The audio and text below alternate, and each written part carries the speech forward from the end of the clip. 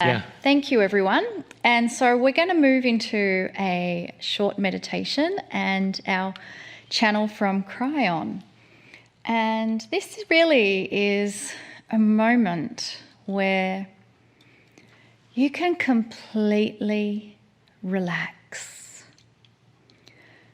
and allow your body to let go of any tension that you feel. You may wish to scan your body and feel, are there any places in my body where I'm holding tension? And perhaps a great way to really scan and tune in is to close your eyes and allow your breathing to deepen. And as you quiet your mind, just focus in feeling your body. Are there any places where you feel tension? And it's okay if you do. Just going to acknowledge, no judgment, just observing. Feel if there's a place where there's tension, and we're just going to send that area waves of love, release, surrender, let go, and relax. And in this posture of relaxing, we're now going to give permission and give allowance to receive benevolent energies. These benevolent energies are going to come to you through the third language of the Cryon channel.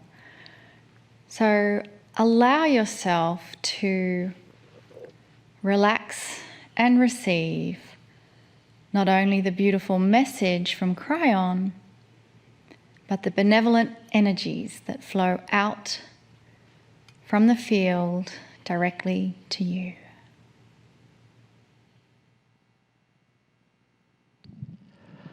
Greetings, dear ones. I'm Cryon of Magnetic Service. Indeed, these are times where we speak to you personally. Some have felt that channeling is not personal. They felt that these are messages for the planet. The planet, dear one, made up individually of you, and you, and you, and you.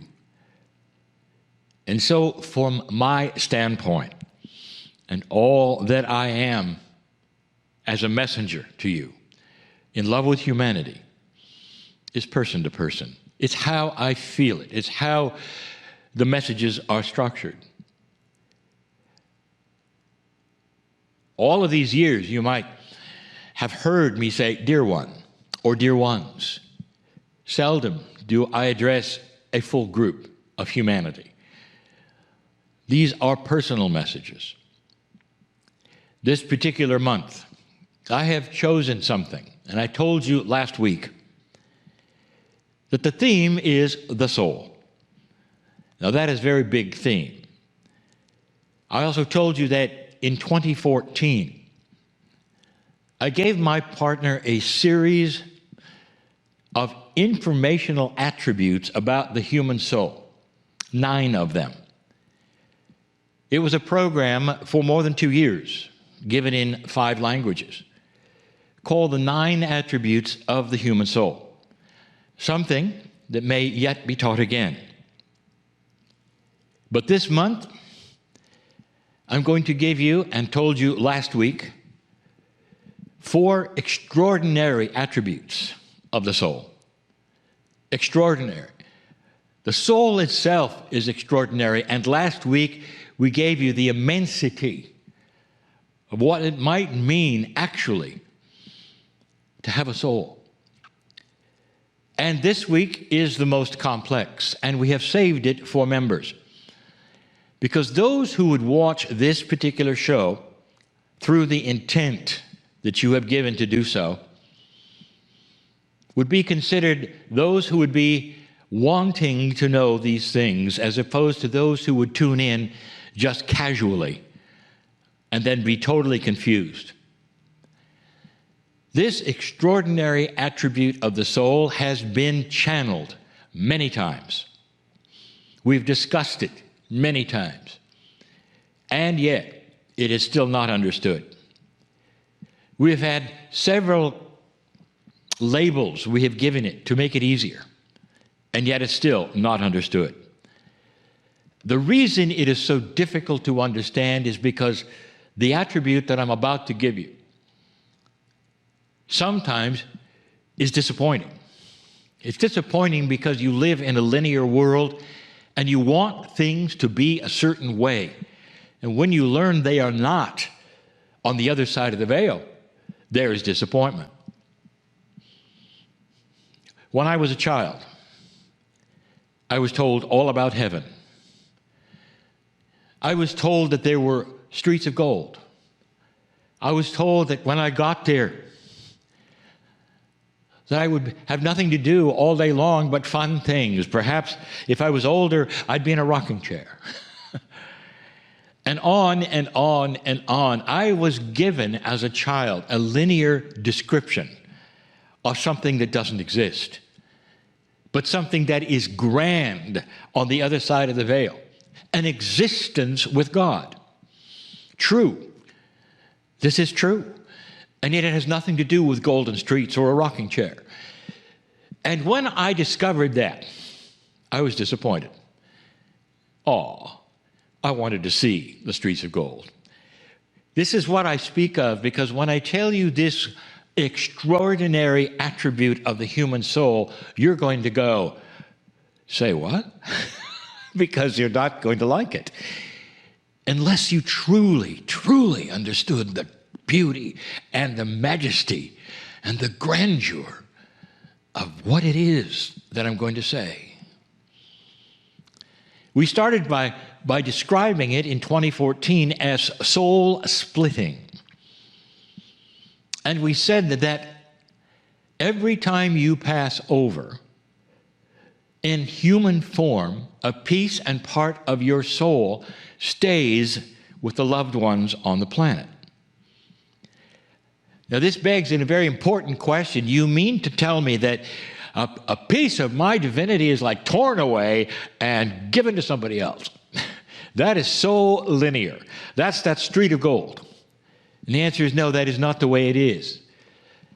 And so we reframed it so you'd be more comfortable, and we then called it soul sharing. You see where this is going. And that was better, because now you have the idea that you're keeping part of it and just sharing it for a while. That isn't so either, but it sounded good. The truth is grander than you think. Your soul, you want to think, is a bubble with you in it. It's a grand bubble that is divine. It's a piece of God. You're eternal. These are all things that we have told you before, and that so many tell you. That your soul is actually a piece of the Creator. This is old energy that tells you otherwise. You are a piece of God. Therefore, when you pass from this place, you're not going to be punished. You're a piece of the Creator. Doesn't punish himself or herself.